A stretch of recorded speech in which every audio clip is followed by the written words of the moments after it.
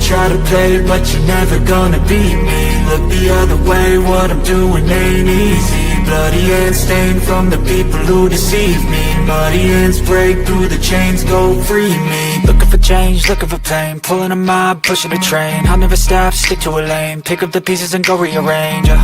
I'll be the best above all the rest, put me to the test and expect nothing less, you check as I'm chess, what's happening next, yeah. He got the venom, a tangible weapon, no coming in second. This life is a lesson, he got a new engine from pain that's a blessing. New focus, no guessing, just bold and obsession, all in his possession. You got their attention, I leave an impression and take your redemption. Just kill, no discretion, your mind is a weapon. 11-11, it's time for progression, You could try to play, but you're never gonna beat me. Look the other way, what I'm doing ain't easy.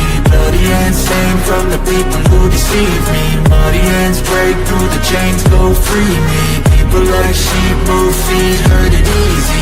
You don't wanna be fast asleep when they see me. Better stand tall, ready for a fight, believe me. When they try the chains, you can say no, free me. So he's been looking for somebody who could save him, instead of searching inside for what they gave him. A strong will, strong mind causes mayhem. We could change the world, change times, rearrange them. Staying on pace, running the race. Life is a chase, I don't want a place, I wanna be first. Work till it hurts, dehydrated thirst till I'm in a hearse. High ambitions and the right mind can take you so far. It's like you lived a few lifetimes. Take off from a break off from the weak minds, they can stay soft. You can change lives, you create thoughts, never waste time. You got one shot, you got one life, better pop off. What do you like? Make a dream job. No 9-5, no mean boss, just my life and free thoughts. You could try to play, but you're never gonna beat me. Look the other way, what I'm doing ain't easy. Bloody hands.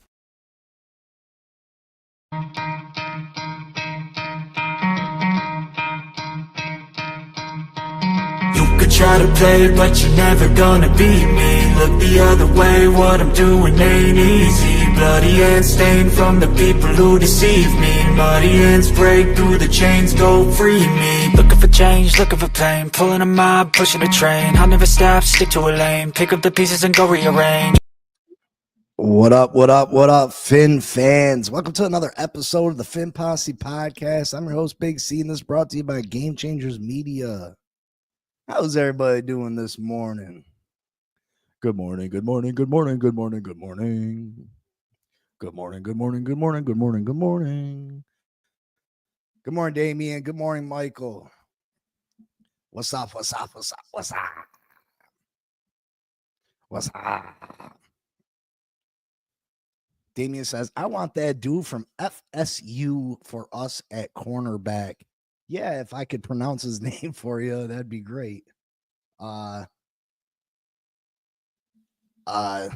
Yeah, his name is something crazy. I don't know.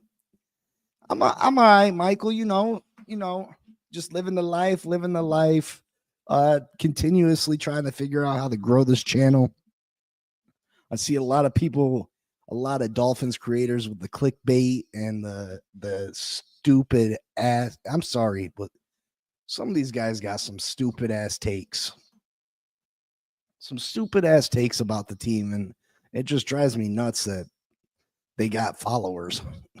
You know, after I clickbait on something a couple times and you keep clickbaiting me, how does that continuously work? As E. Ray Thomas, as E. Ray Thomas is, yeah, I'm probably not still doing it right. Aze Ray Thomas, Aze Ray, Aze. Hooked on Phonics worked for me. Psych. Oz A Ray Thomas. Whatever. Traded 2025 pick 79 for running back Jalen Wright, then barely used him. 250 yards, 3 receptions. We could really use 79 in the draft for a guard after drafting defensive tackle cornerback just venting. I think he's going to get more playing time this year. Hopefully, you would think that if you're trading up and using a 3rd round pick on somebody, you're going to use them. But listen, Chris Grier has always drafted for potential. The team couldn't run the ball very good at all last year, regardless. I mean, the running game was atrocious last year. Hopefully there's more opportunities this year. Like I said, and I'm going to keep repeating it, and I know it sounds ridiculous, but trenches. 2023, that's the year that we were most successful under Mike McDaniel, and that's the year that we had a really good offensive line. And I feel like if we can get back to that, we can see another rushing performance. I'm kind of sad that Mostert left. He had some fumbles last year, dealt with some injuries, but like Mostert was one of those locker room guys. And Mostert brought a different type of running style. That I think this team's going to miss. I really do think they're going to miss it.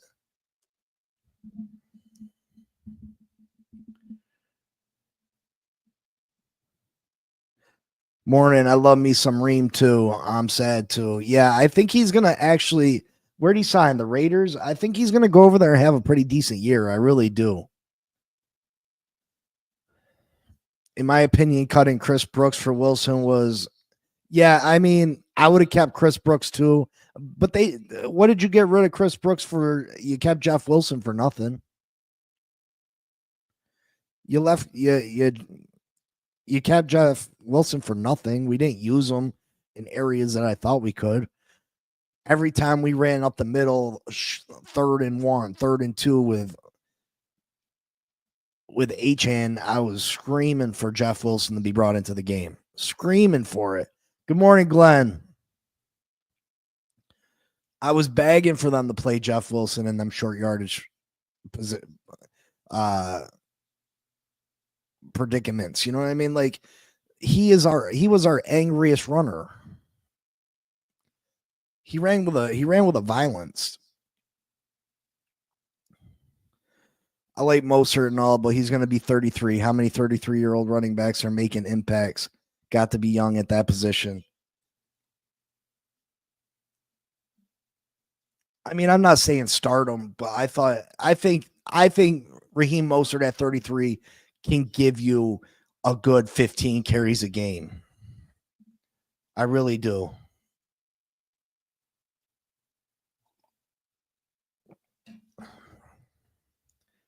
True Blazer, good morning. Good morning. Soon to be 33-year-old running back. No sweat.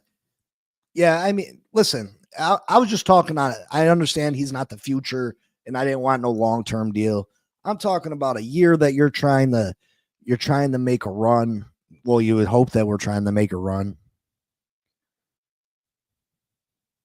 I don't know what this team's doing, to be honest. You know what I mean? With all the short contracts, obviously they're trying to leave it open for us to be able to do a reset next year. I guess, but this team was so close in 23, so close, and you still have most of the key components of that team. You still have so many of the key components that I just feel if we fix the trenches, that we could have an opportunity to be right back there. I looked at what we have in the draft. Greer will either draft a D-line or cornerback. He will not address offensive line in the first round. Yeah, I agree, Glenn. I wholeheartedly agree. Frozen Fins fan. He's getting older, and I understand why we let him go, but he's a team guy. Everyone loves him. He's a leader and a worker. I'm not saying we should have kept Raheem, just saying it's sad. We need a corner, Denzel or Thomas or Darian Porter. Yeah, those are all guys that we're going to discuss. Those are guys. Listen, if Will Johnson's there at 13, I understand the pick. It wouldn't be my pick. Good morning, Steve. It wouldn't be my pick, but I understand the pick. I get the pick. I'm not going to be overly mad at the pick. I just seen what Philly did, and I know that successful teams, and I know that teams that you know, when it becomes a playoff football team and it becomes December and we got to go the cold weather, I feel that defensive tackle or that offensive lineman is going to have more of a impact on whether we win or lose than a cornerback's going to. That's how I feel. That's how I feel. Now, whether I'm right or wrong, that's here nor there. You know what I mean? I guess we'll find out. But I feel like in them cold weather games, the trenches, that's when the trenches are more important, the most important. That's when they're most important. You can, you know, a couple years ago, if you could have Aaron Donald or you could have who was the top corner in the league 2-3 years, you know what I mean? I'm taking Aaron Donald over whoever the corner is. The goal was to get much younger. We were the oldest team in the league last year. Yet some fans struggle to move behind that due to locker room guys. We will be lost with all the old guys. Listen, I'm not one because you keep one older guy. That's a, you know what I mean? I can understand trying to get younger because you want to keep Moser on a 1-year short-term deal. I don't see that as crazy. I don't think that's a bad move.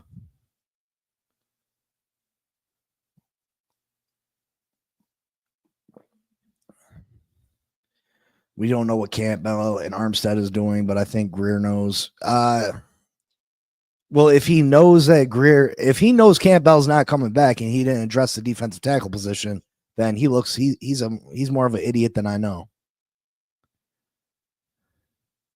Moser, Campbell want to bring X-backs. I want to plug holes with decent players, Scotty. You know what I mean? You can be young as you want, but if you're bringing in just young trash, then I mean, you know what I mean? I'm trying to put the best players on the field available. Do I think Moser brings more than Madison? Absolutely, I do.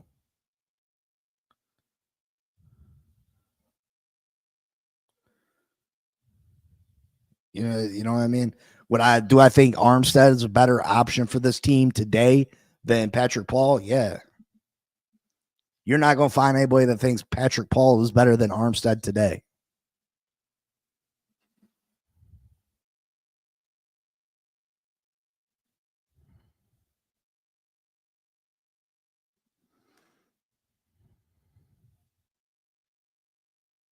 As far as X goes, we're already paying him $15 million in dead cap. Might as well work him out and see. Yeah, I don't know how that would work if we're already paying him money. That'd probably be separate, I guess. I'm just saying there's not a lot of options at corner. We don't have another corner. I'm trying to, you know, if X were to come back, I'm not giving him no lucrative deal. And I'm not drafting a corner. But you can't just draft a rookie corner, throw him over there and be like, you're good. Your backup is Cam Smith. Your backup's Cam Smith. Fans crying over Lamb sign. He's already been paid. The dead cap is so misunderstood.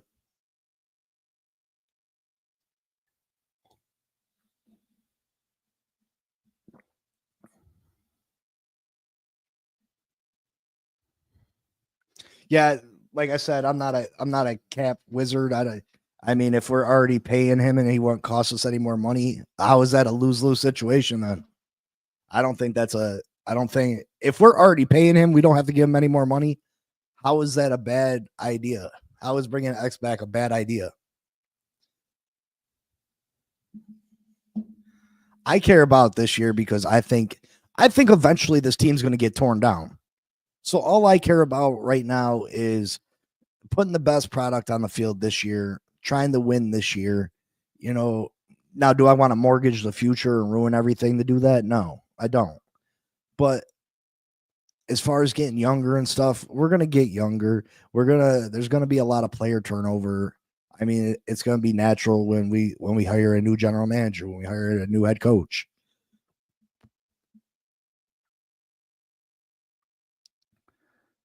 Buffalo is trying to steal Campbell from us. Yeah, Scotty, like I said, I don't know. I don't know how it works. So, well, I don't think it's going to happen anyway. So, I mean, it's really a mute point. I just try to think about what's the best. How can we fill the holes the best way possible for this year? For this year, we already paid X 16 million cap. Draw is only an accounting. Yeah, like I said, that cap, the salary cap thing is for the birds.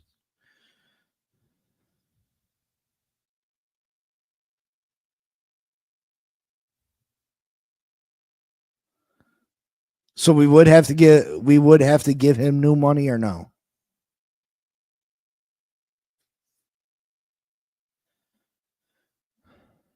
Or he would just get the money that we're already paying him.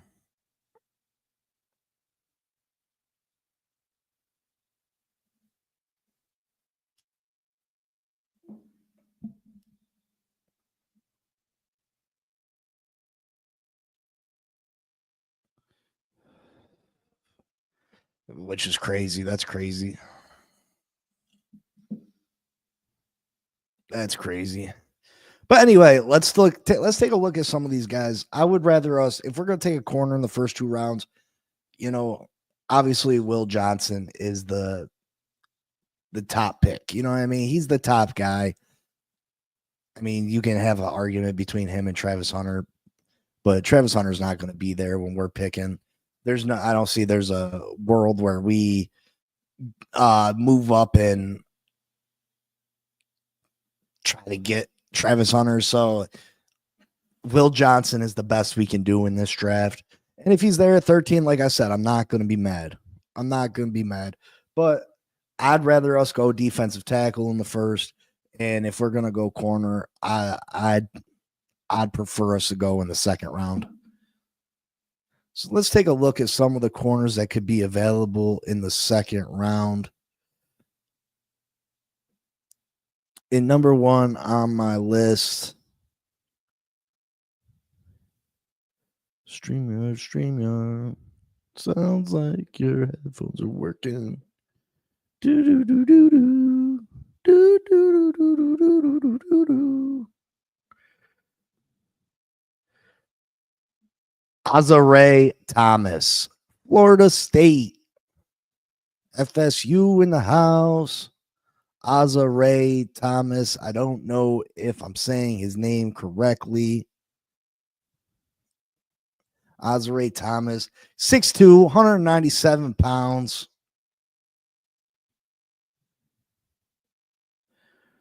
Ran the 40 in 4.58 seconds. So listen, the guy's not a burner. His grades, tackling grade 68, run defense 72, coverage 82, zone 77, man press 80. Projection late second round. And again, these guys are in no particular order, just, you know what I mean? Second, third round picks.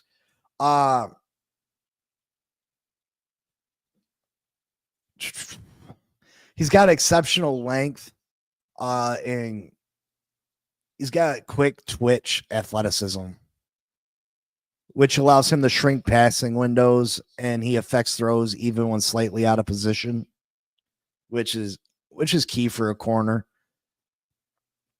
He shows advanced route recognition from off coverage, particularly against quick game concepts where he constantly jumps underneath routes with explosive closing speed.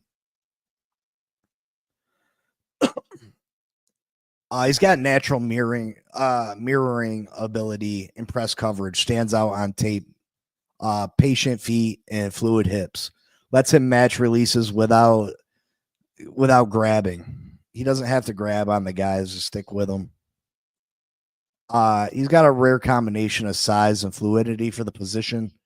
He changes directions like a smaller corner while maintaining the length to challenge bigger receivers. He excels as using the sideline as an extra defender. I love that because you're using the outside boundary like they're a linebacker, like they're a safety there to help you. You know what I mean? You know the receiver can only go so far, that in that direction. So use it to your advantage. I love that when a corner uses that to their advantage. He listen, he plays like he's a veteran with his hand usage. He redirects receivers pass with his hands without drawing flags. So he gets into them, makes them change up their route ever so slightly as it might be. It still throws off the timing with the quarterback, and he doesn't get flagged for it.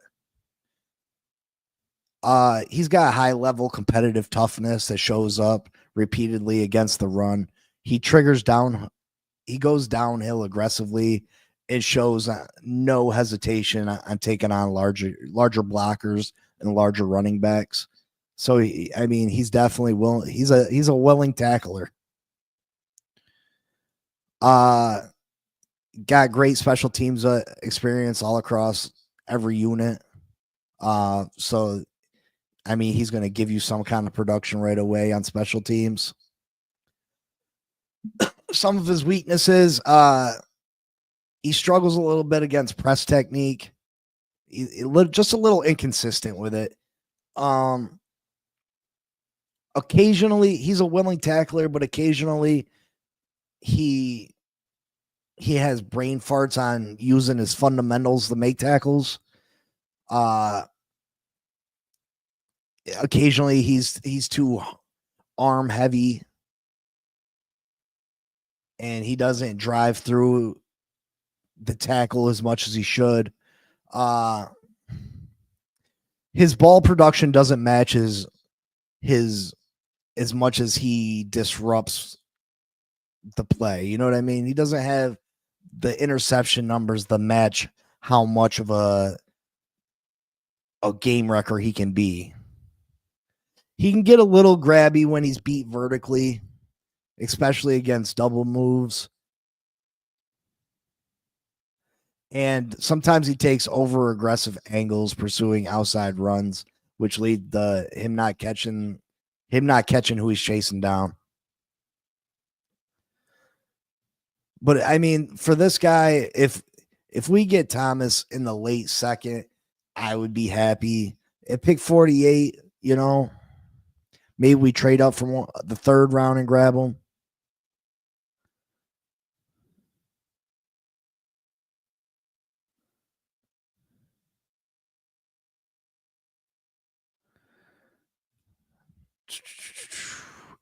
Yeah, I think he'd be a nice option in the late second, early third. Late second, early third. Would he be willing? Would he be able to come in and start immediately?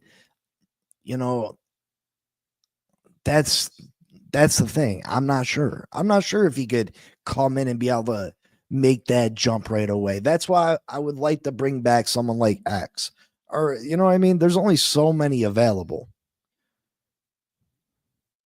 Rasul Douglas, Gilmore, somebody with experience that can give the kid an opportunity to work himself into starting. We need some kind of veteran, you know what I mean? And I understand people want the team to get younger. I understand that. But at the same time, when you're bringing in all these young guys, 10 draft picks, you need some veteran leadership. You need someone is going to ease it in, be able to ease them in. So, I like Thomas. Is he a day one starter right off the block? I'm not sure about that. But I think he's got great potential. I think he can be a good player for us.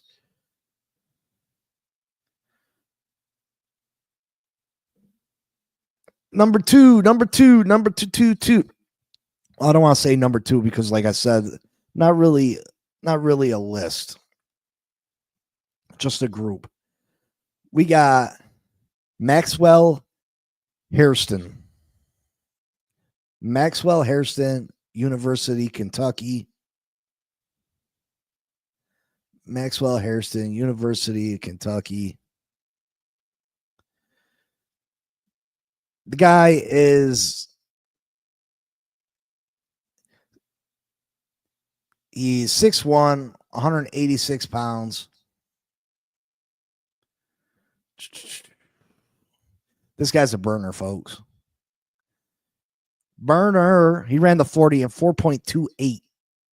4.28. One of maybe the fastest player in the whole draft. He got tackling grade of 65, run defense 66, coverage 81, zone 75, man press 80. He's projected in the third. Again, a burner. He is a burner. Some of his strength, he possesses elite feel for zone coverage, showing outstanding awareness and ability to process multiple route combinations simultaneously while keeping eyes on the quarterback. Exceptional closing bursts to the football, of course. When you run 4.28, you're going to have that. When he sees it, he gets it. He's showing the kind of trigger that makes quarterbacks pay for telegraphing throws. If you're going to telegraph a throw, if you're going to stare down a receiver and you're going in his direction, he's going to make you pay. He's going to make you pay. He changes directions remarkably fluidly in his pedal, showing the kind of loose hips that let him mirror receivers through their breaks without losing ground. Shows advanced route recognition skills from off coverage, rarely biting on double moves, and maintaining proper leverage against vertical routes. He brings an attitude to contact, despite being on the skinnier side. He shows a nasty streak when competing for 50-50 balls at the catch point. He's super aggressive. He wants that ball to be his. He displays elite ball skills when in position, tracks the football naturally, and shows soft hands to secure interceptions rather than just breaking up passes. Yeah, you'll see a lot of corners, and that's why a lot of these guys are corners, not wide receivers, because their ability not to be able to catch the ball. You know, you get a lot of these corners that get their hands on the ball and they can't make the pick. This guy is going to intercept the ball. If the ball touches his hands, he's going to take it. It's going to be a change of possession. He processes information quickly in zone coverage, showing advanced understanding of how to expand and compress his zones based on route distributions. He brings a great energy to the secondary. He plays with a swagger. It elevates the entire defensive backfield in a competitive level. You know what I mean? He gets everybody else up to play. He gets everybody else ready to go. Let's go. Weaknesses. Obviously, I mean, the guy is a skinny guy. He's got a lean frame, which raises concerns about durability at the next level. He had a shoulder injury that cost him 5 games last year. Shows concerning tendencies to open his hips too early in press coverage, particularly against quick breaking routes on the inside. He doesn't have the strength. He doesn't have ideal strength. Occasionally he'll get too aggressive and he'll get beat. And then his tackling technique needs to be worked on. But you can't teach that kind of speed.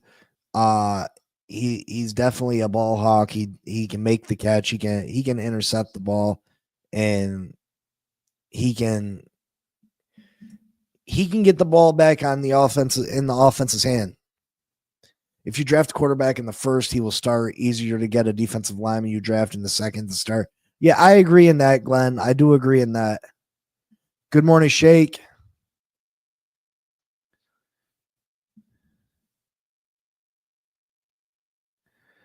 Eichenberg and Campbell also had some crazy cap rebate built into their contracts. Some fifth-year players who have spent the last 4 years with the team can be paid a percentage more than minimum, but only count as minimum.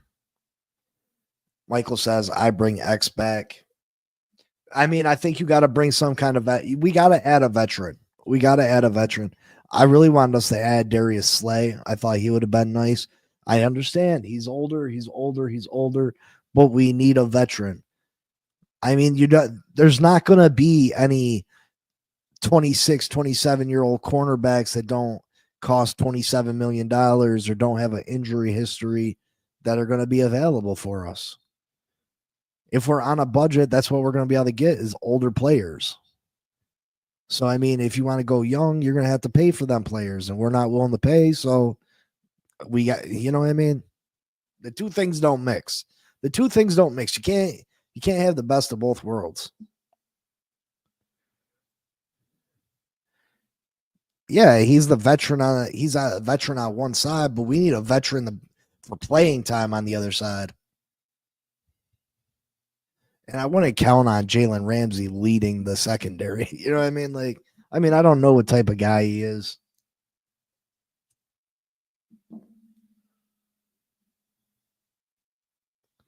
Asante wants a long-term deal. Yeah, but given Asante's younger, but his production scares me. I'd rather sign a veteran, an older guy on a 1-year cheap deal than sign a young guy on a long-term deal that, I might be stuck with in the future with a player that I don't really want. Listen, Scotty, I didn't invest in Jalen Ramsey. I wasn't, he's a big name and he was an improvement of what we had at the time, but I haven't been high on Jalen Ramsey since he got cooked in the Super Bowl against the Bengals, to be honest. If he's young and cheap, either he's not good or had a catch injury of the year before.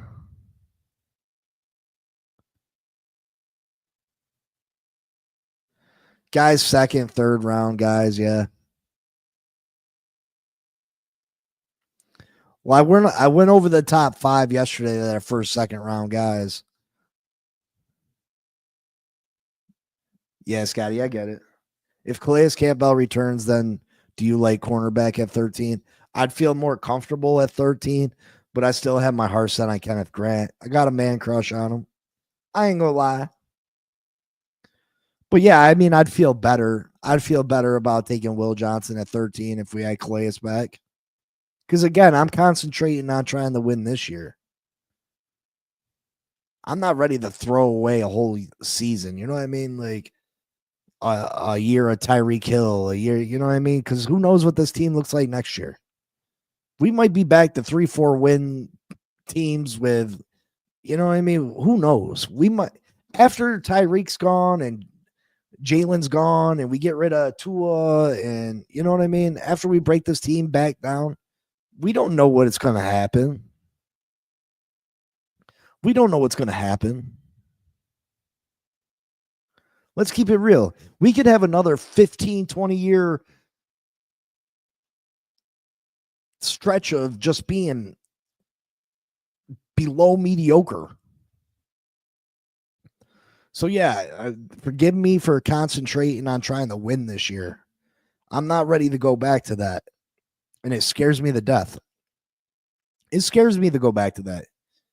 I'm not going to lie. It scares me to death to have to go back to that. So, yeah, I do press upon, trying to keep this team together. I do press upon on just trying to do anything and everything we can to win with this team because we don't know what's going to happen, man. We don't know what's going to happen. I've never seen my team in a Super Bowl. I'll be 41 in what's today? I'll be 41 in 15 days. I've never seen my team in a Super Bowl. I can't bear to think of us going backwards and doing a complete rebuild and losing the players that we have now and falling into a stretch like we had the last 20 years. I can't allow myself to think that, maybe we'll be good again when I'm 60. 60.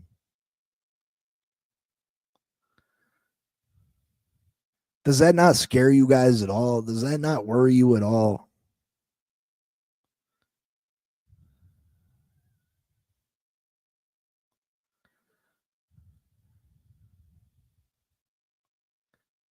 It scares the shit out of me, man. It scares the shit out of me.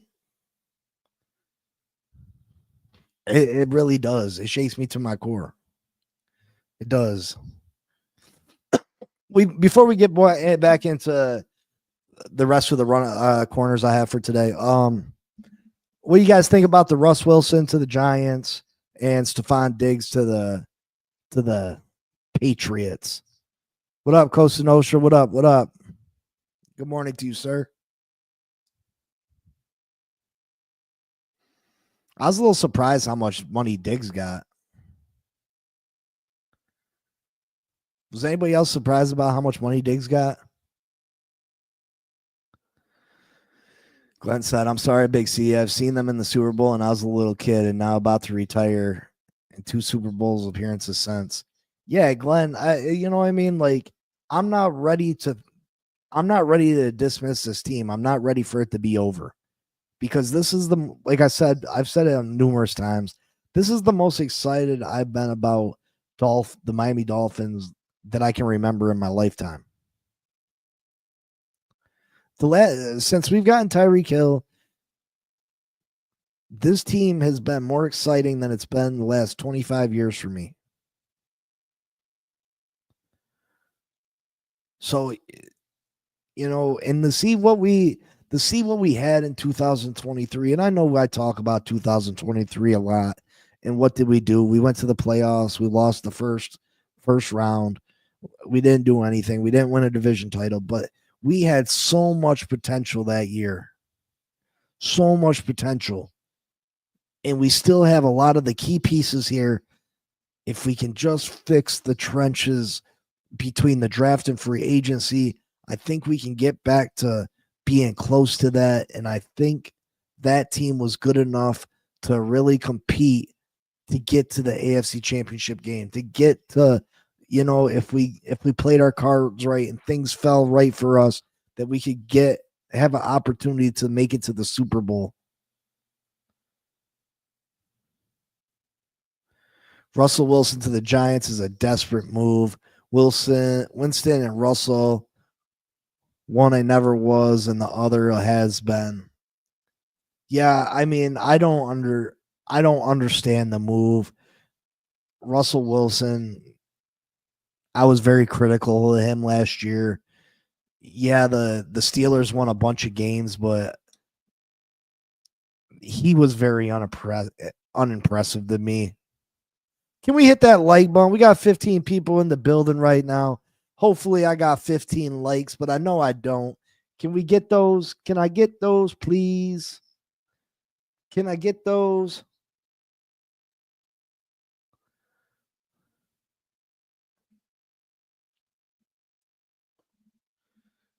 Can I get 16 likes? Let's go. 16 likes.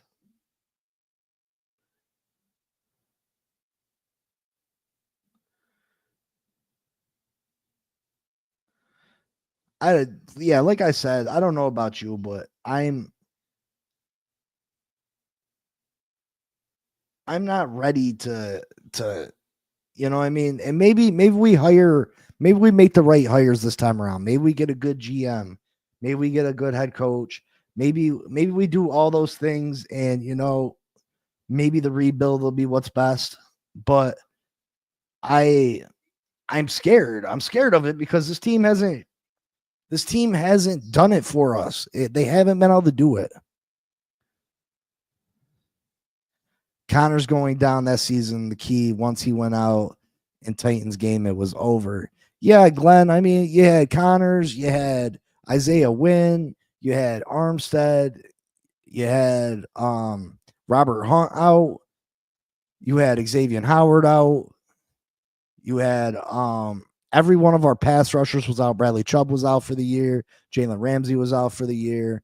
Javon Holland was dealing with the knee injuries. We were hurt. We were hurt. Good morning, Bonnie. Digs to the Patriots is surprising to me because Mike Vrabel's a no nonsense guy, and we know Stefan is a bit of a prima donna. I agree. Glenn, I agree. That was the exact moment I knew it was over. Not to mention, everybody forgets that Tyreek was on pace for 2,000 yards until that game. And then he got the horse collar, and he wasn't the same after that. He was not the same. So, yeah, I mean, I press on bringing back vets. I press about bringing back any player that can help us win today. I don't really worry about the future because who knows what the future holds. People will complain about Tua today. We don't know what the next quarterback's going to be.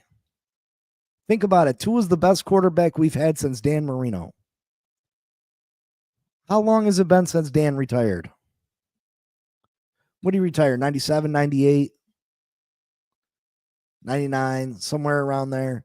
It's 2025, folks. Tua's been in the league 4 years. It took us 20 years to find a quarterback as good as Tua. Everybody just assumes that Tua, you know what I mean? That we're going to just find a quarterback better than Tua. They want to throw Tua away and just think these quarterbacks grow on trees. And now everybody want to ride the Zach Wilson train. Everybody, Zach Wilson. Listen, Zach Wilson, nothing. I liked Pennington, but he was a true game manager. Yeah, I mean, that's all he was. He was very similar to Tua. Very similar to Tua. Very accurate. You know, not a strong arm. Not a strong arm. But yeah. All right, let's get back to hit a couple of these guys.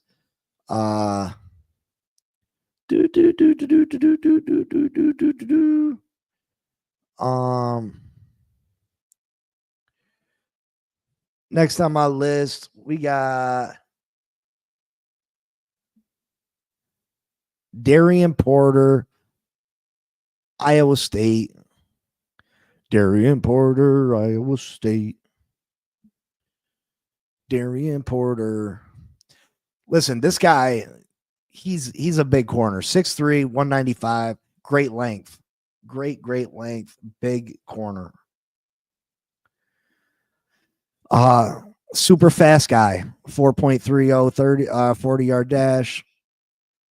He's got a 58 tackling, 43 run defense, 95 coverage, 80 zone, man press 95. Projected to go in the second, third round, somewhere in there.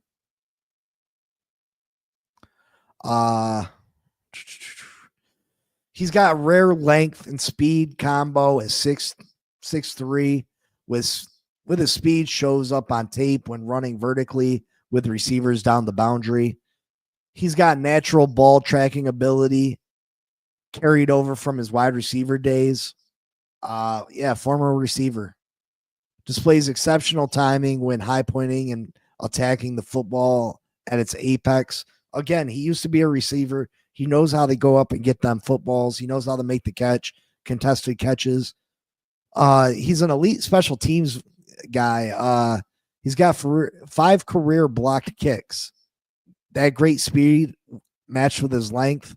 He's able to get his hand on the football. It shows how effectively he uses his length and his explosive burst.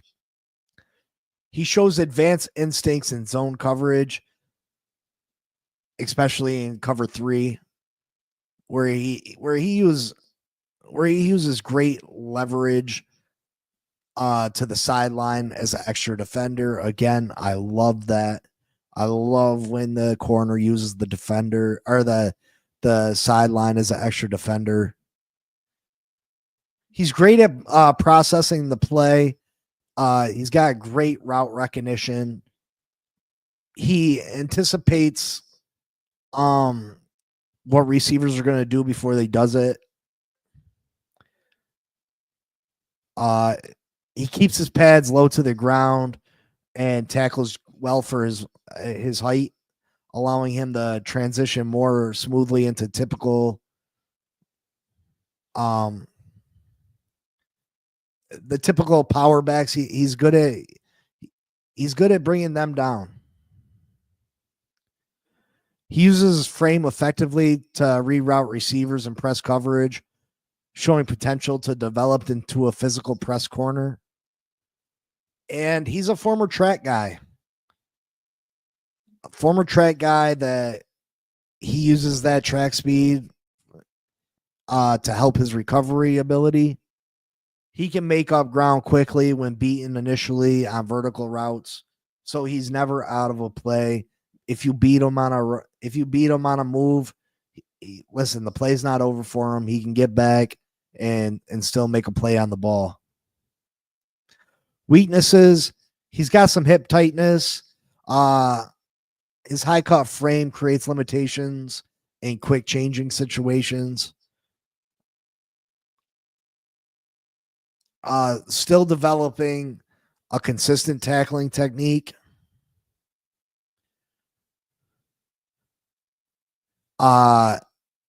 He's not, this guy's not a young guy. His age is a little bit concerning for a pick this high. He will be 25 during his rookie season. And he can be a bit slow when he's coming downhill against screens and outside runs, occasionally giving up the edge when he hesitates. He hesitates too much on screens. But I think Darian Porter can be a nice piece for us. Second, third round pick. You know, again, you guys are making me feel good about a corner in the first, because I know that the defensive tackle position is an easier plug and play, where you can't really do that with second and third round corners. It's a lot harder. You know, if you have a top-notch corner, it's easier to put them in and play them immediately. Whereas you get a defensive tackle in the third round and plug them in and play them immediately without such a fall off.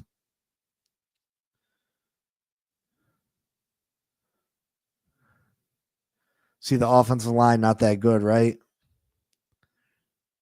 There is no next Marino. I mean, I know that, but listen, it took us 20 years to find a Tua. At the very least, when Tua plays, he's top 15 and he's had top 5 stretches. That's not easy to find. Exactly. So, when we got all these pieces around Tua and we got a lot of talent on this team, and people just want to give up on it without. I just want to put more talent with it and try to take it and see where it goes. Greer loves drafting corners. He absolutely does. What up, Dolphin Don? Sackman 56. I have no faith in Greer. McDaniel, this will be an average season. So with that being said, draft best player available. If Warren is sitting at 13, that's who I hope we pick. He's just too good to. Bro, stop that.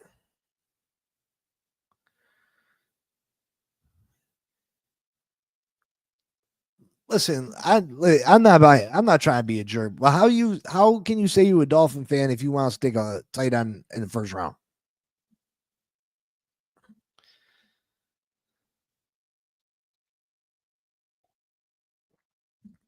I might literally break that mother effing TV. I'm gonna be live for the draft. Trust me. This room behind you might get tore the F up if we take a tight end in the first round. This whole shit might be demolished if we take a tight end in the first round. This screen gonna go black. It might. I can envision saying experiencing technical difficulties, all types of what?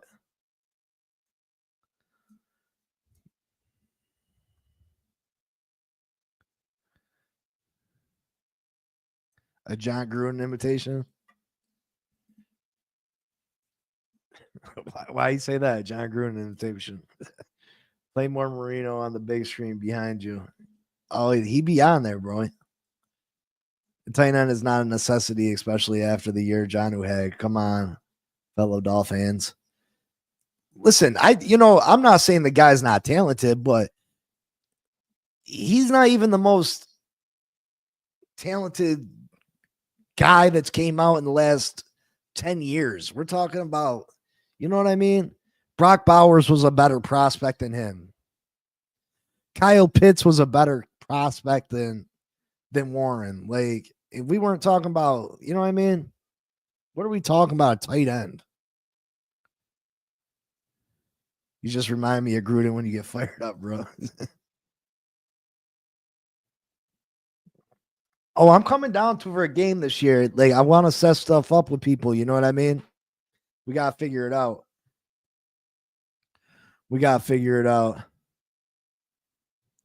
I just can't. Tight end. What? Oh, my God. I would lose my shit. I would seriously lose my shit. I would, man. Woo-hoo-hoo. Whoa, boy.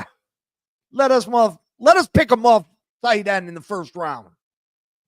Man, you gotta be joking me. We take a damn tight end in the first round. I am going yeah, my wife is gonna be so pissed off because I'm gonna cause thousands of dollars worth of damage.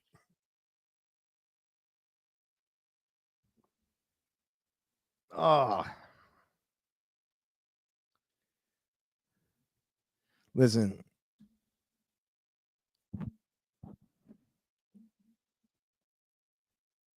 I don't do it. I don't got John Gruden imitation. You guys are crazy.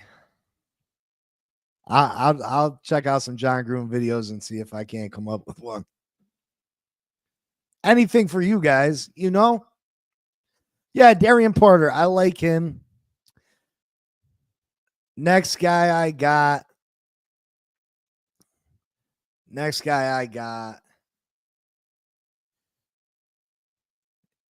is Zy Alexander, LSU.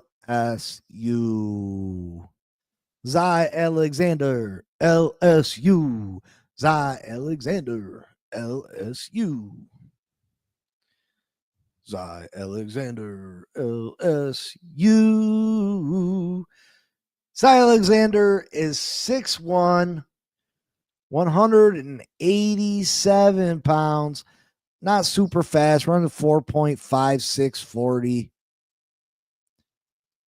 But he's a great tackler. He got 95 tackling grade. Run defense is 82, coverage 87, zone 80, man press is 86. Draft projection is a third rounder. Zy Alexander, his length jumps off the tape. He uses every bit of his 6'2" frame to squeeze throwing windows and contest catches in the highest point with exceptional timing and awareness. He goes up and makes for contested catches.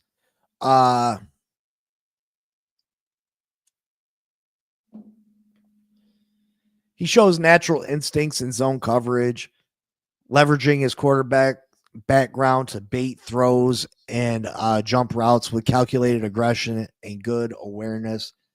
Yeah, I mean, Zy Alexander is a former quarterback, so he knows how quarterbacks think. He knows the little nuances of quarterbacks.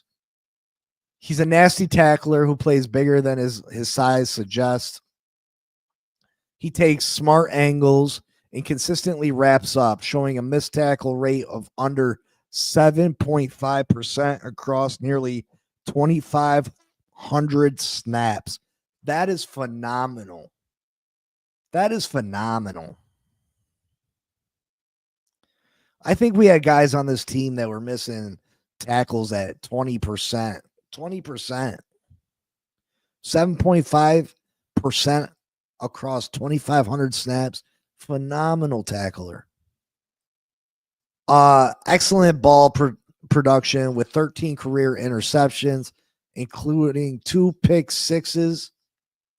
He tracks the ball naturally and times his challenges at the catch point, so he doesn't draw many flags. He's a quick processor who reads run pass keys quickly and triggers downhill with conviction. Again, that quarterback in him allows him to do that. He shows good football intelligence, diagnosing plays and route combinations. He's a fluid athlete who can flip his hits and run vertically, staying in phase down the field once he gets his hands on receivers. He's physical at the line and press coverage, using his length to disrupt timing and reroute receivers with his technique is clean. He shows some dog in him as a run defender, takes on blocks with proper leverage, and fights to set a hard edge against outside runs. I love all of that. Zy Alexander, I like this kid a lot. I really do. If he was just a little bit faster, it'd be phenomenal. Weaknesses, sometimes he has inconsistent hand placement.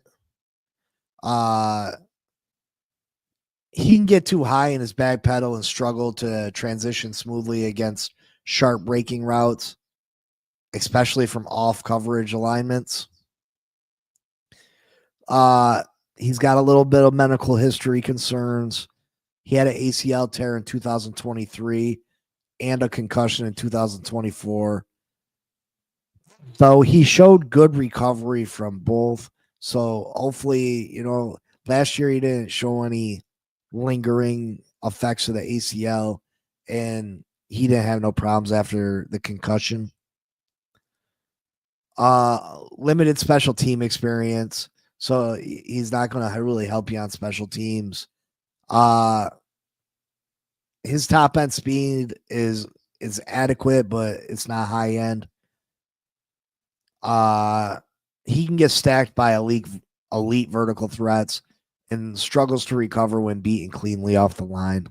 So, I mean, he doesn't have that makeup speed that a lot of these guys that we talked about do, but he is by far the best tackler of the group. By far the best tackler of the group. I like him a lot. I think he'd be nice for us in the third.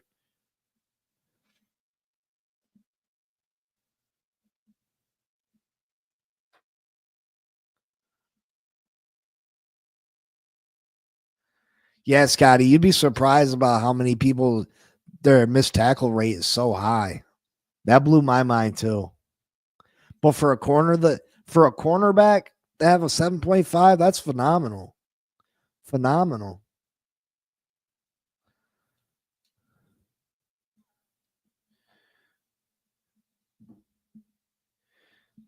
Let's get some more likes up in the building. Can we hit the like button for me, please? Hit that like button for me, please. Hit that like button for me, please. Purdy, please. Purdy, please. Next on the list, Denzel Burke, Ohio State. The Ohio State. Denzel Burke, Ohio State. Denzel Burke, Ohio State. Denzel Burke, Ohio State. He's a little bit undersized, 5'11", 186. Not super small, but not super big neither. 4.48 40. Not super fast. He's a projected in the fourth round.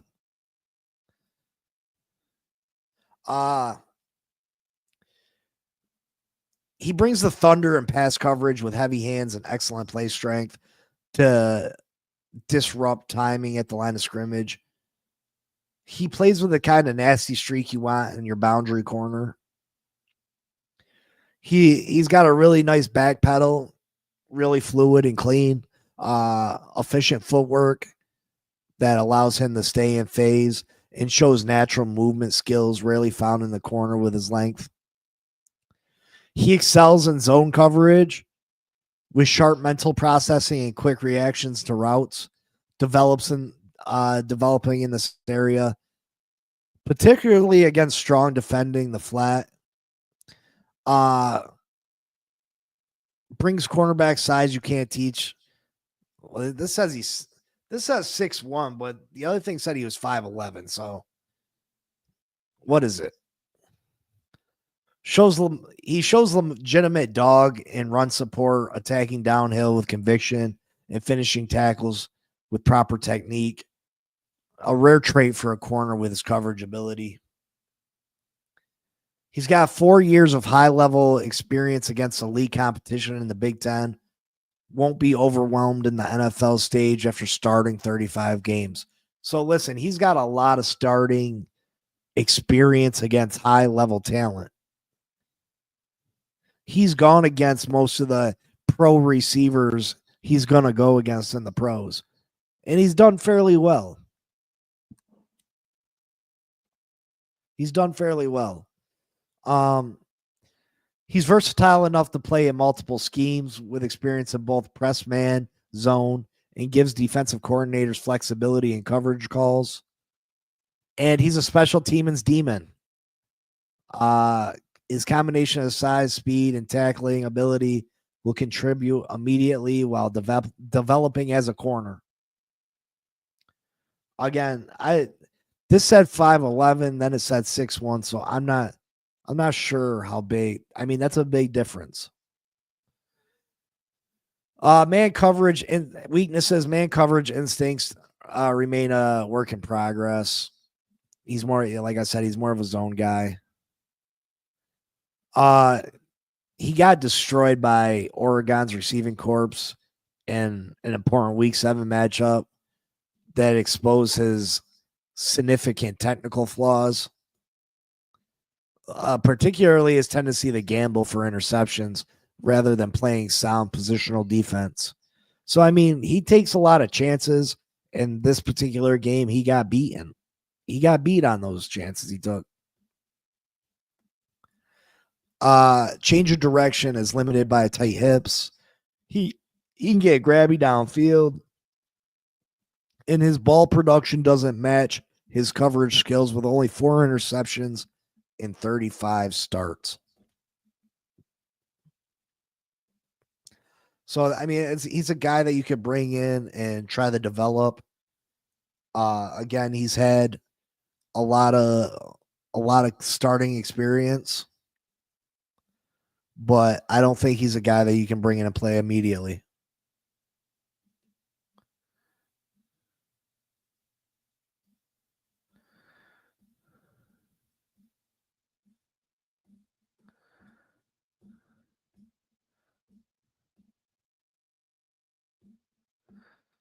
What up? What's that mean, Costa Nostra? You don't like crypto? You ain't got no love for crypto? Yeah.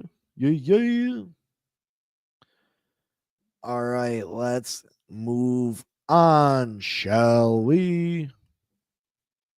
Shall we?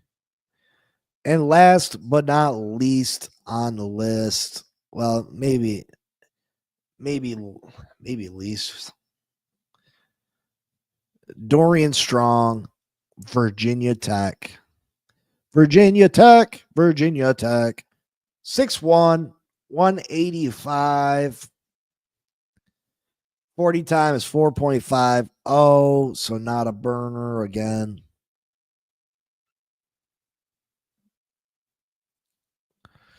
Not a burner again. Tackling grade, he's got 74. Run defense, 67. Coverage, 79. Zone, 75.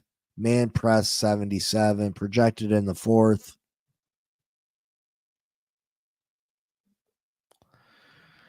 Uh, he's got exceptional coverage skills. He's really good in press man situations where he can utilize quick, heavy hands to establish leverage off the ball. He's got really fluid hip flexibility, and he transitions smoothly. He execute man turns with no wasted motion while staying in phase with the receivers. He's got strong ball judgment and reactions, consistently making plays at the catch point and forcing incompletions or contested catches. Impressive ball production throughout his college career, demonstrating reliable hands and playmaking ability in the secondary. Proficient play speed allows him to efficiently trail receivers on short and intermediate routes across the field. Quality change of direction skills help him maintain leverage and cushion on the top of routes in man coverage. He displays heady awareness and instincts when dropping in the zone coverage, effectively eliminating throwing windows. Competitive length allows him to play larger than his frame, compensating for average height and weight measurements. He's a good coverage guy. Plays with inconsistent pad level that creates stiffness in transitions. When he stands too tall, receiver separation becomes inevitable on sharper breaking routes. Despite good time speed, he can struggle to apply that athleticism when trailing deep routes. Often getting grabby when he's beat off the line. Has a gambling mentality that can burn him badly. Will attempt to undercut routes and make the spectacular play rather than maintaining proper positioning. So, I mean, he takes the risks and sometimes he gets burnt for it. Plays with a concerning hip tightness, often forced to decelerate quickly and flip back toward the quarterback on corner comeback routes, creating consistent separation windows, and tends to resort to face guarding deep downfield rather than getting his head around and making him vulnerable to both big plays and pass interference penalties. Again, all these guys are guys that are, I mean, most of them are guys that are they're gonna need some time to develop. They're gonna need some time to develop. So if you're looking for a starter week one and you don't have any other plans, if you don't want us to bring in any other free agents, we're gonna have to go Will Johnson, or we're gonna have to, you know what I mean? Who do you really feel comfortable with in the first round? Because a lot of these first round guys got injury history. Siobhan Revel got injury history. Benjamin Morris got injury history. Jahdae Barron is more of a nickel slot corner. So who's that really leave you? That leaves you Will Johnson at 13. In Trey Amos, the corner from Ole Miss, and 13 is too high for him. 13 is too high for him.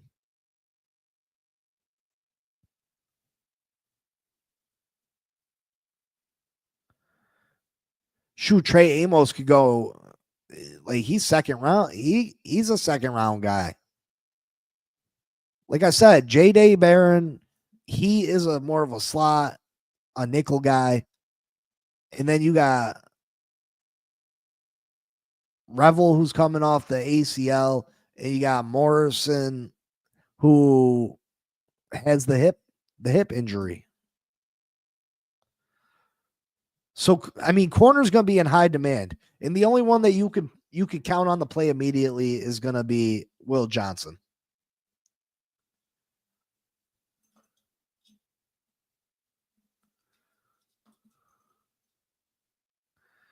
I hear the Jags might be trading Tavon Walker for a third and a fourth. What do you think about him and Zach together?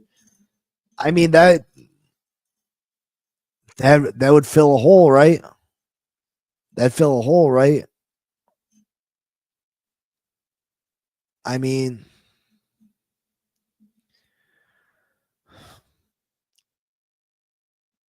he's gonna want a big contract sooner rather than later. With how deep this class is, I mean, I would investigate it. I'd consider it. I don't know what I would do.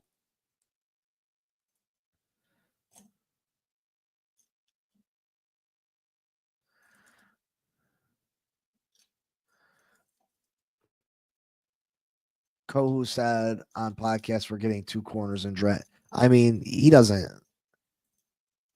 Cater doesn't really know that though. They're not calling Cater Kohu telling him what they're doing in the draft.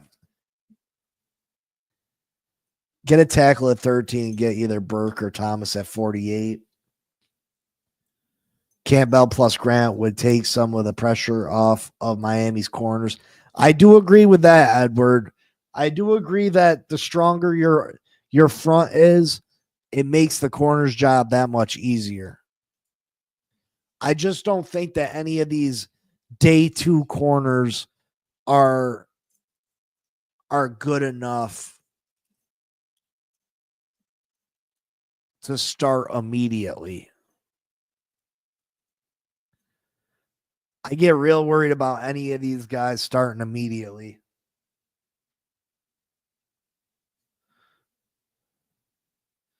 Like I said, the only one I'd feel comfortable with starting, putting out there week 1 would be Will Johnson. Jacob Parrish, day 2 and a starter. Jacob Parrish. I didn't even see him on any lists. Jacob Parrish.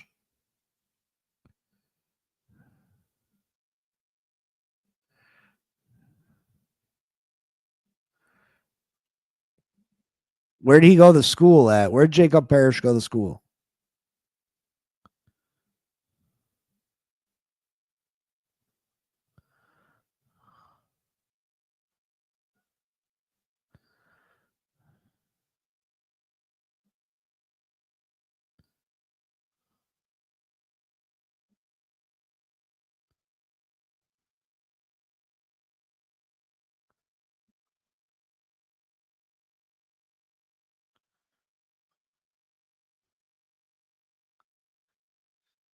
Kansas State, Jacob Parrish.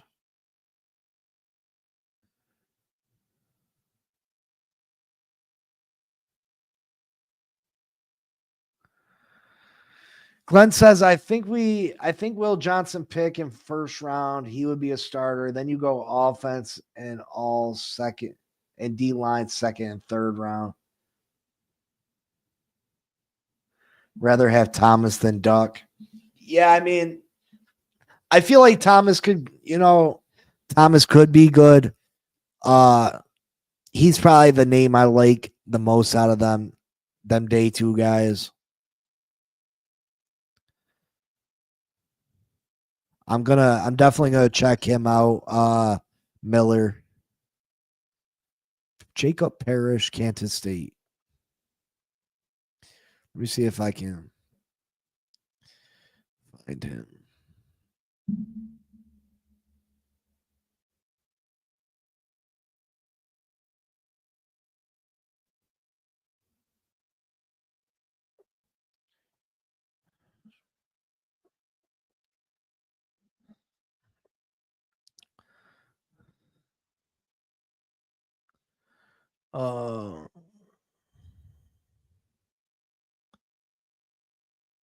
All right, hold on.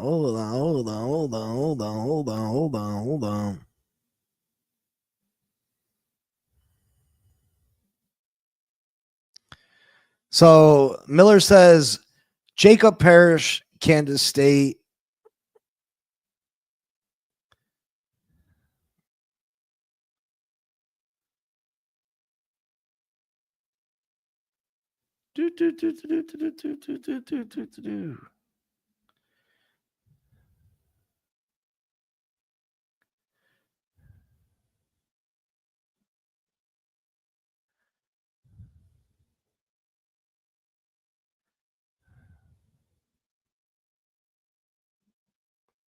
What the freak?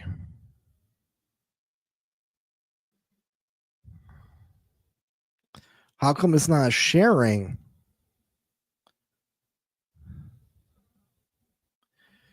I was trying to share with y'all. Share screen. So you could.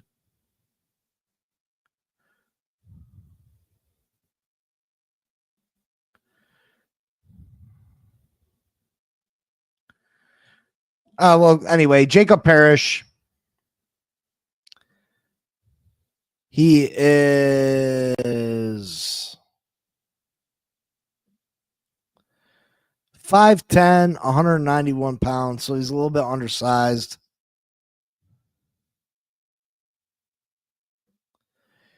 He's a burner, 4.35 speed.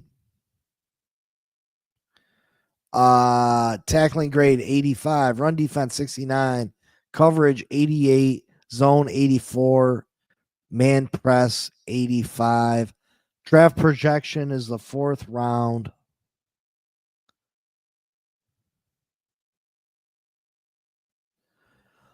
He's got exceptional mirror press technique and overwhelms average receivers at the line.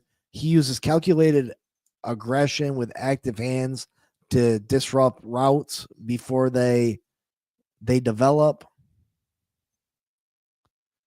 Elite click and close ability when breaking on underneath routes. He shows natural anticipation, jumping throwing lanes. Consistently arrives with perfect timing thanks to outstanding plant and drive explosion. Masters the subtle art of hand fighting through routes without drawing flags. Brings immediate special teams value with rare combination of straight line speed, tackle willingness, and competitive fire. Displays advanced special awareness and zone skills, baiting quarterbacks by manipulating, positioning, and disguising intentions. Competes with surprising physicality against the run despite size limitations. Will stick his face in the fan against bigger blockers. Yeah, Miller, he sounded fantastic, honestly. Below average frame. All right, this is his weaknesses. Can get swallowed up by physical blockers on perimeter runs. Okay. Straight line speed impresses, but built up acceleration raises questions. Eyes get caught in the backfield too frequently in zone coverage, allowing crafty quarterbacks to manipulate him out of position. Miller, he sounds fantastic. He sounds better than any one of the guys that I named today. So, yeah, I mean, keep him in mind. Jacob Parrish, Kansas State. I think he sounds absolutely phenomenal. I think that'd be nice for us too. Kobe Bryant, Kansas. See, I don't know why a lot of these guys weren't on the list. Or maybe they were under safeties.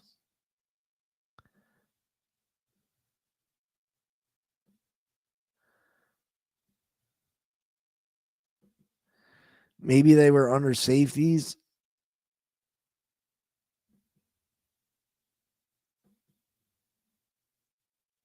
I don't. Oh.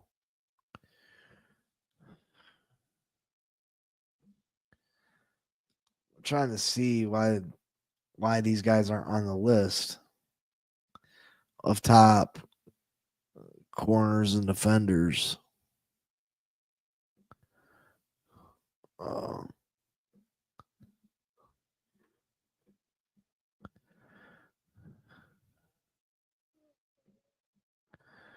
Yeah, I don't I don't get it. Yeah, I mean, obviously there's other guys out there.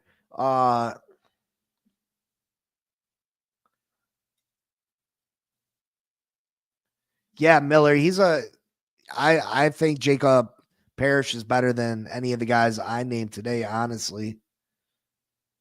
What happened to Dolphins roundtable last night?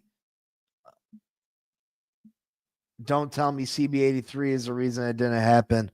No, I don't think it was CB83 I don't think that is the reason. Glenn. Listen, I message them guys every week to do it. I love doing it. If CB be busy with other things, and we all know that TD is super busy. He's always doing something on, you know what I mean? He's got a million different shows and stuff he does for the channel.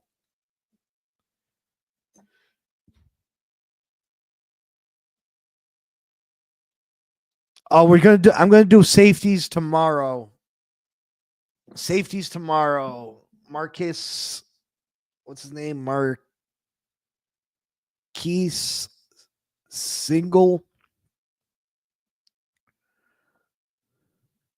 Doesn't Greer prefer to draft big school guys? Yeah, I mean, I would. I mean, I guess so. Yeah, I would say looking back at his draft picks, I would say so. Here's the bigger question: do we trust Greer to get this right and get 3 starters out of this draft? That's the thing, Glenn. That's the thing. I don't trust Greer at all. I don't trust Greer at all to do the right thing. I'm at 18 likes. Can we get to 20 real quick, please? That's the thing, Glenn.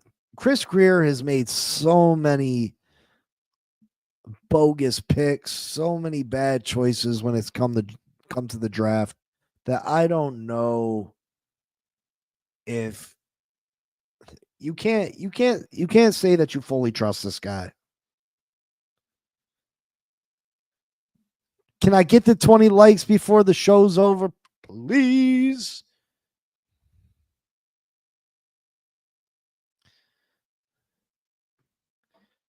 Yeah, I mean, I don't know.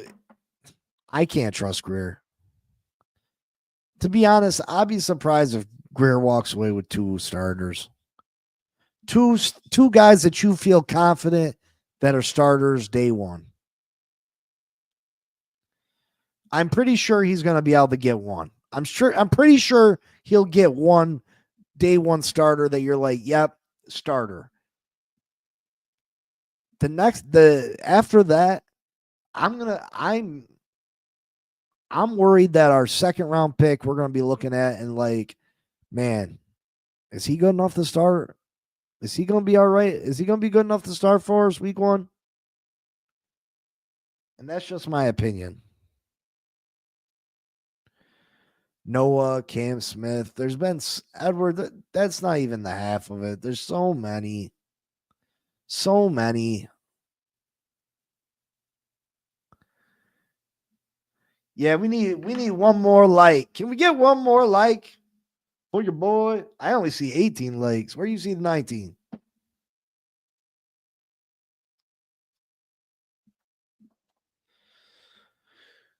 Yeah, man. Does everyone realize that Tua is the oldest starting 10-year player that Greer drafted? I didn't realize that.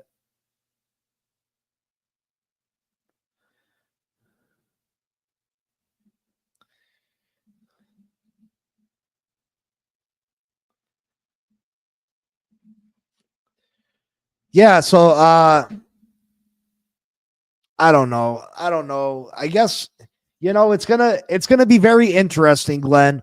We're all gonna voice it together. Can I get who's gonna watch the draft with me? Can I get an idea? I know there's gonna be a lot of options out there, and I ain't mad at you. You know what I mean? I just want a rough idea of who's going to join me on the draft day.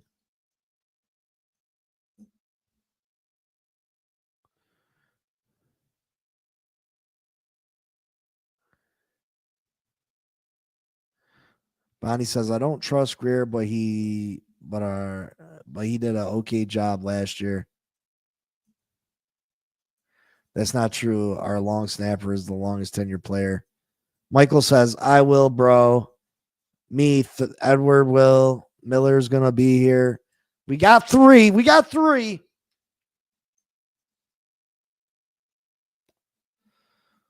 We got three. We cry together. We might just do that. We might just do that. You guys might miss out though. Listen, if you don't join me, you might go and watch it somewhere else. But if you don't join me, you might miss an opportunity to see me go crazy. Elwood says definitely want to see you freak out. There's a good possibility, brother. There's a good possibility. If you're into vulgar language, Bonnie said, all right, we got five. We got five. That's a party. Yeah, you listen. Long snappers, why didn't you just say Sanders? You better be ready for some vulgar language because I'm sure that's gonna be part of it. But yeah, tomorrow breaking down safeties. We're gonna break down safeties. What's tomorrow? Thursday. We're gonna hit another mock draft before the end of the week. You guys, what mock draft gives you a grade at the end? Miller, we can do that. We can have some drinks. We can have some drinks that day. We got to get drunk in person. We got to hit a Dolphins game this year.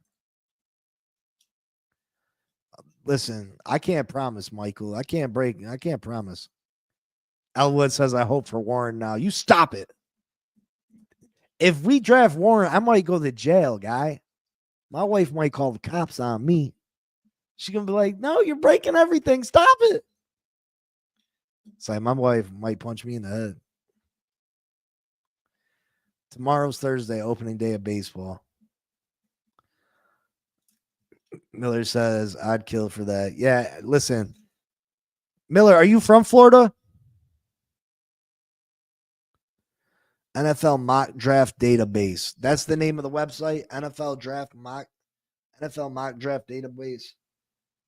NFL Mock Draft Database.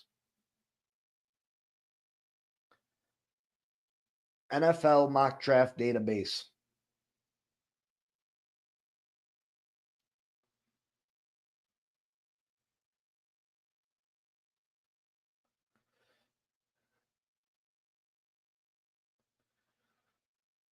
Yeah, I want to do one on there. PFF gives grades. I am not in the Miami. I'm in New York, Glenn, but I'm gonna fly down. That's why I want to try to meet up with people down there. I'm trying to listen. I know some of you guys don't like TD, but I'm trying to figure out when TD's got something going on.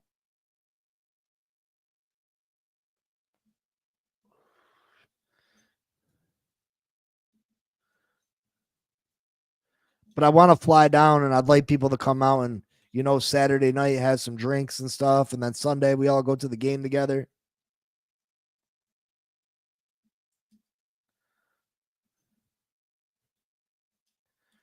Miller says, nah, KC, that Germany game was supposed to be my first Finns game. Miller, you should fly out to Florida when I go, brother. Like, listen, plane tickets aren't that bad. How long of a flight is it from KC to Florida?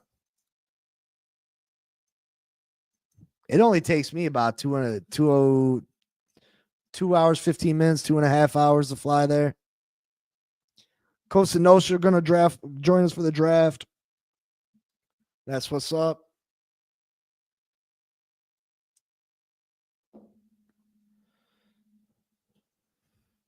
That's what's up. Did I get the 20 likes?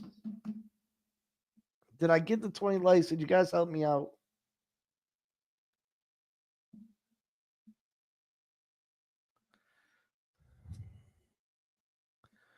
I think we play Carolina at home. That sounds like a winner right there, Elwood. I think we should aim for that.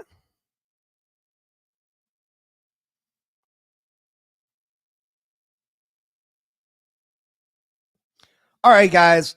I'm out of here. We're breaking down safeties tomorrow. We're gonna do a mock draft at the end of the week to close things out. Craig says mine shows 20.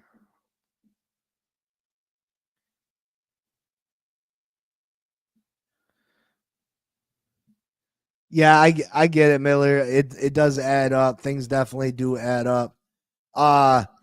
We'll try to figure it out. You know what I mean?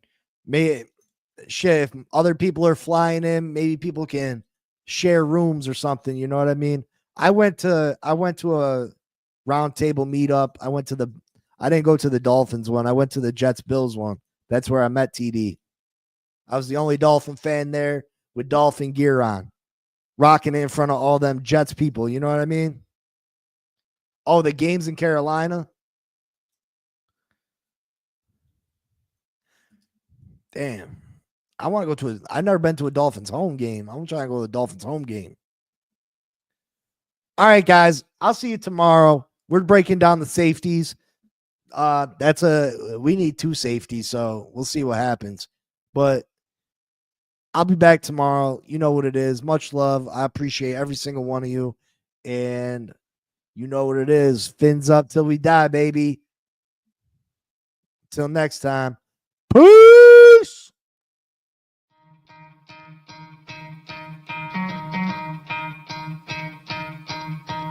You could try to play, but you're never gonna beat me. Look the other way, what I'm doing ain't easy. Bloody hands stained from the people who deceive me. Muddy hands break through the chains, go free me. Looking for change, looking for pain, pulling a mob, pushing a train. I'll never stop, stick to a lane, pick up the pieces and go rearrange.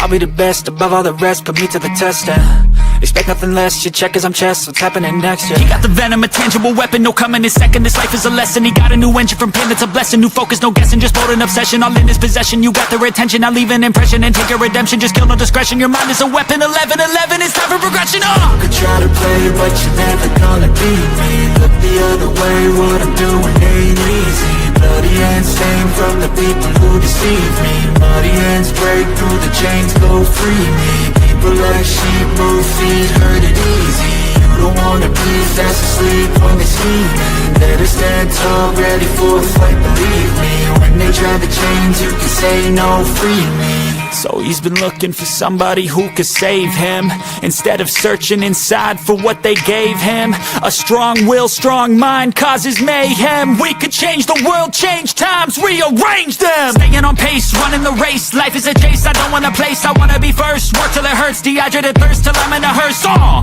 High ambitions and the right mind can take you so far. It's like you lived a few lifetimes. Take off from a break off from the weak minds, they can stay soft. You can change lives, you create thoughts, never waste time. You got one shot, you got one life, better pop off. What do you like? Make a dream job. No 9-5, no mean boss, just my life and free thoughts. You could try to play, but you're never gonna beat me. Look the other way, what I'm